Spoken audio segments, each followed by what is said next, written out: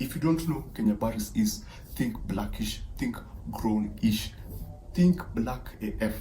That is who Kenya Barris is. He's the writer and creator of those shows. Now, you people feels like it belongs to that particular universe, but it's for Jewish people. So I think he went to Netflix and was like, yo guys, I have an idea for a show. It's going to be called Jew-ish.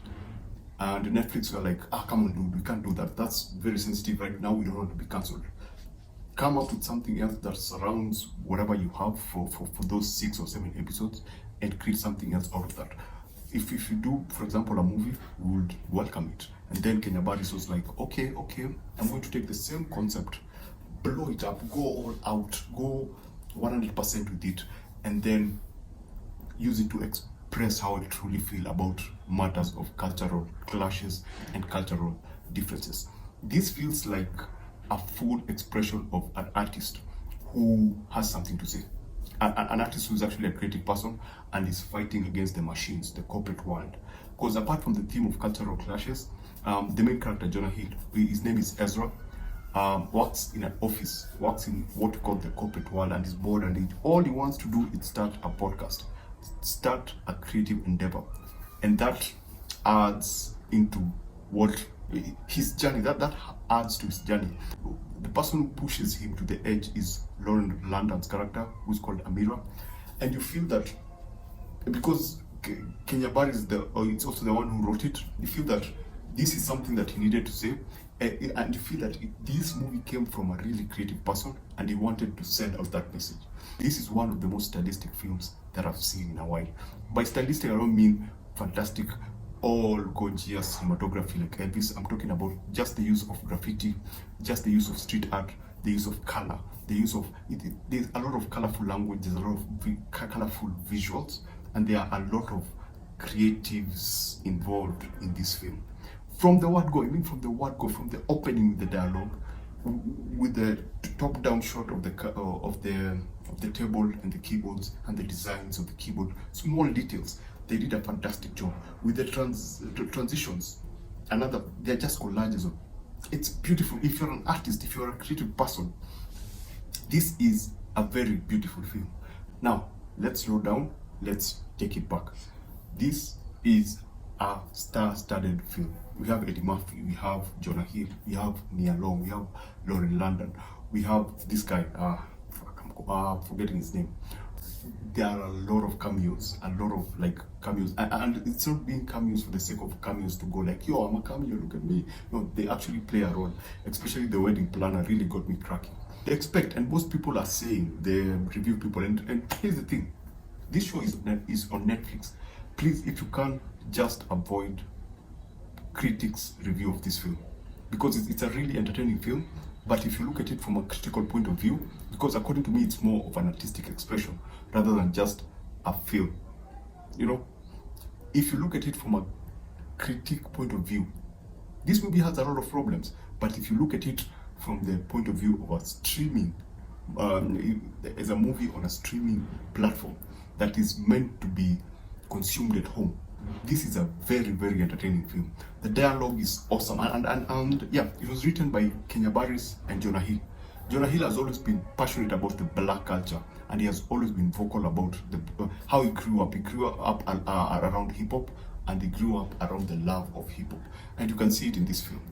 Kenya Barris, you know how he does, and you actually feel the Kenya Barris from Blackish. You feel him being, now that he's the director, take full control and fully exploit what he loves to bring this out. So if you're roaming around the internet and you see some bad reviews, just forget about it. Just watch the movie. Eddie Murphy, man, my goodness, his style of humor is different. I love the fact that they didn't go with what we expect Eddie Murphy to do. There's a lot of dry humor, and I appreciate, actually, when you watched Eddie Murphy in the film, you'll probably think about this guy. He's a tone down of this guy. The Jewish people and the black people, they've all had their struggles, and there's that battle. Apart from all that, let's talk about the music. There's another interesting use of music, because this is a very pop, modern black culture story. When you go into the story, there are a lot of hip hop name drop, I think they go off on Drake at one point, and I was dying. That was one of the funniest scene ever. There's another cocaine. There's a Las Vegas scene with a YouTuber, an influencer that you know from YouTube. And yeah, this is generally a very entertaining film. Sunday evening, Sunday afternoon, it's a good film on Netflix. Stay away from the reviewers. No, stay away from the critics, especially the film critics one who go so deep into a film that they forget the most important thing, which is entertainment value. Lastly, as for the performances, Nia Long, which is one of my favorite characters, she did not have a lot to do, but she did a lot with what she had. Eddie Murphy, what I just said, he played a totally different character. There was a lot of dry humor, not what we expect from him. Some people may complain about it, but he actually played a different character, and I was actually shocked by how tame and subtle he was.